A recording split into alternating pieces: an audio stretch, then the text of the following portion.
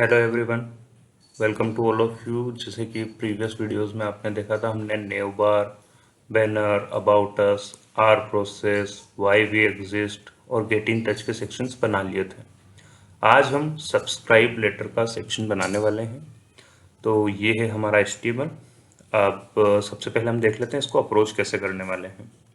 तो सबसे पहले आपको क्या करना है, एक सेक्शन बनाना है जो कि कुछ इस विड्थ का रहेगा। उसके बाद आपको एक कंटेनर बनाना है जो कि इस विड्थ का रहेगा, और उसके अंदर आपको एक H2 टैग लेना है जिसमें ये सेक्शन देंगे हम। और उसके बाद आपको एक बड़ा डिव बनाना है जिसके अंदर ये हमारा इनपुट बॉक्स और सब्सक्राइब बटन होंगे। उसके अंदर आपको 3 सेक्शन रखने या 3 डिव रखने, जिसमें पहले वाले में ये आइकन आएगा, दूसरे वाले में ये इनपुट बॉक्स आएगा और तीसरे में बटन आएगा। ठीक है, तो चलते हैं हमारे HTML पर और स्टार्ट करते हैं। तो ये है हमारी HTML फाइल, और इसको मैं क्लोज करता हूँ, फॉन्ट साइज थोड़ी सी बढ़ा देता हूँ।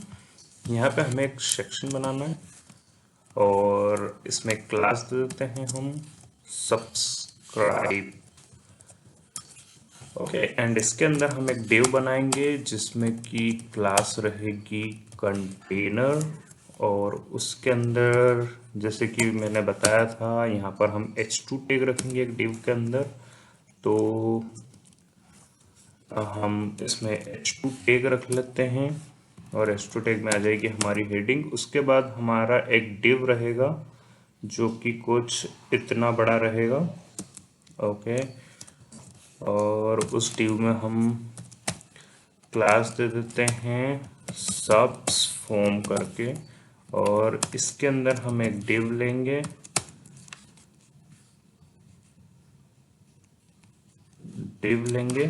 और ये डिव रहेगा इमेज वाला। तो इसमें हम क्लास दे देते हैं सबस इमेज, और इसके अंदर रहेगा एक इमेज जो कि हमने पहले ही इंपोर्ट कर रखी है। तो हमारे फोल्डर पर चले जाते हैं और ये है वो इमेज। तो मैं इसका नाम कॉपी कर लेता हूँ और यहाँ पर डाल देते हैं .png। ठीक है,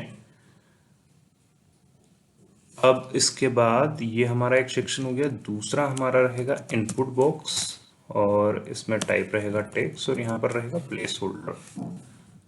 ठीक है, और लास्ट रहेगा हमारा बटन। ठीक है, हम रख लेते हैं यहाँ पर एक बटन। ओके, और अब हम हमारा कंटेंट रख देते हैं यहाँ पर। इसके लिए आपको जाना होगा आपके फोटोपी पर, और यहाँ से आप कंटेंट कॉपी कर लीजिए। कंटेंट आपने कॉपी किया है, यहाँ हमारे HTML में रख लेते हैं हम। H2 टैग में रखा, यहाँ पर आप BR टैग लगा दीजिए। ठीक है, अब हम हमारा प्लेस होल्डर उठा लेते हैं। हमारा प्लेस होल्डर है एंटर योर ईमेल, और इसको रख देते हैं। अब हम हमारा बटन भी उठा लेते हैं। ठीक है, अब हमने बटन भी उठा लिया। अब हम जाके देखते हैं हमारे HTML पर कि वो किस तरीके से रेंडर हो रहा है। ठीक है, तो ये परफेक्टली रेंडर हो रहा है। हम यहाँ पर एक क्लास दे देते हैं bg subs करके, ताकि हम उसमें ये जो आप देख पा रहे हो ये वाला हम bg कलर दे दें, ये वाला बैकग्राउंड कलर। अब स्टार्ट करते हैं हम, और ठीक है, तो सबसे पहले तो आपको क्या करना है कि आपको ये वाला एक बैकग्राउंड कलर देना है। तो उसके लिए आप यहाँ से बैकग्राउंड कलर उठा लीजिए। ये हम CSS में गए और यहाँ से हमने बैकग्राउंड कलर उठा लिया और बॉर्डर रेडियस भी उठा ली, और आपको वो लगाना है। ये रिफ्रेश कर लेता हूँ ताकि अपनी CSS आ जाए। BG सब आ चुकी है यहाँ पर। इस पर आपको लगाना है background colour and border radius. ठीक है, जैसे आपने background colour and border radius लगाया, उसके बाद आपको जो सब्सक्राइब है उसके अंदर जो आपका H2 है उसकी CSS लगा देनी है। तो ओके, सब्सक्राइब के अंदर जो H2 है उसके अंदर आपको CSS लगानी है। डॉट सब्सक्राइब और उसके अंदर जो एच टू आ रहा है उसमें CSS लगाने। इसके लिए आप आ जाइए यहाँ पर और आपका टेक्स्ट की CSS आप उठा लीजिए। तो यहाँ से आप ये CSS उठा सकते हैं और इसके बाद में टेक्स्ट लाइन सेंटर कर दीजिए, टेक्स्ट लाइन सेंटर। ठीक है, ये थोड़ी सी फॉन्ट साइज बड़ी आ रही है तो आप लाइन हाइट हटा दीजिए और फॉन्ट साइज थोड़ी छोटी कर लीजिए। I think 48 px will be enough. Okay, अब आप देखेंगे कि हमको थोड़ी सी स्पेसिंग चाहिए होगी, तो हम BG सब्सक्राइब हमें जो BG सब से उसको स्पेसिंग दे देते हैं। तो स्पेसिंग हमें ऊपर और नीचे दोनों साइड से चाहिए, इसलिए हम पैडिंग देंगे। दो पार्ट्स में पैडिंग 0 एंड 0, और पहली वाली पैडिंग को बढ़ाएंगे ताकि ऊपर नीचे से पैडिंग ले। तो ये 40 px है, 50 px will be 60 px will be enough. Okay, अब हम एक काम करते हैं, जो हमारा सब्स फॉर्म था, तो आप देख पा रहे हो ये वाला फॉर्म की सेक्शन छोटा है, तो इसकी विड्थ आपको छोटी करनी है। आप इसकी विड्थ कुछ 750 px तक कर सकते हैं। तो हम इसकी मैक्स विड्थ कर देते हैं 760 px, max width 750 px। Okay, और अभी भी देखिएगा आप ये सेंटर में नहीं आया, तो सेंटर में लाने के लिए आपको मार्जिन ऑटो करनी पड़ेगी। ठीक है, और इसका बैकग्राउंड कलर, ठीक है, इसका बैकग्राउंड कलर नहीं देते हैं। और इवन ये भी ज़्यादा विड्थ हो रही है, आपको और काम करनी होगी। आई गेस इतनी बहुत रहेगी। और H2 को भी आप ऊपर से थोड़ी सी मार्जिन बॉटम दे दीजिए ताकि वो नीचे की साइड स्पेसिंग ले। Margin bottom 20 px। Okay, 30 px will be good. Okay, अब हम हमारा जो सबस फॉर्म है उसके अंदर हमारे जो कंपोनेंट्स हैं उनके अंदर हम CSS लगा लेते हैं। जैसे कि इनपुट बॉक्स है, इनपुट बॉक्स की CSS लगा लेते हैं हम, और इनपुट बॉक्स की CSS के लिए आपको यहाँ पर इनपुट लिखना है, और आपने ऑलरेडी इनपुट बनाया हुआ है तो वो वाली CSS आप उठा सकते हैं। ठीक है, हम ये वाली CSS रीयूज कर सकते हैं। और आप देखेंगे कि हमारे पास बॉर्डर नहीं आ रही है इस सेक्शन में, हम बॉर्डर हटा देंगे बाद में। ठीक है, हम बॉर्डर हटा देते हैं, बॉर्डर को नन कर देते हैं।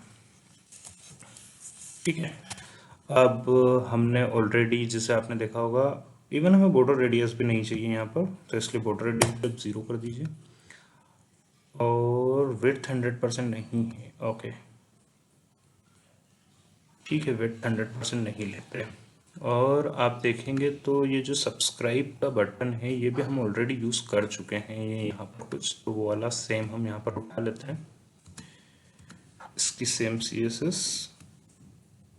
ओके, और ये लगाया हमने बटन टैग में, बटन टैग में हमने CSS लगाई। इसको हम हायरार्की देते हैं सबस फॉर्म की, Ctrl+C Ctrl+V। ओके, अब आप देखेंगे कि हमारा जो सब्सक्राइब इमेज और ये तीनों एक लाइन में नहीं आ रहा है, तो इसके लिए आपको क्या करना है, सबस फॉर्म पर जाना और यहाँ पर आपको एक CSS देनी है जिसका नाम है डिस्प्ले फ्लेक्स।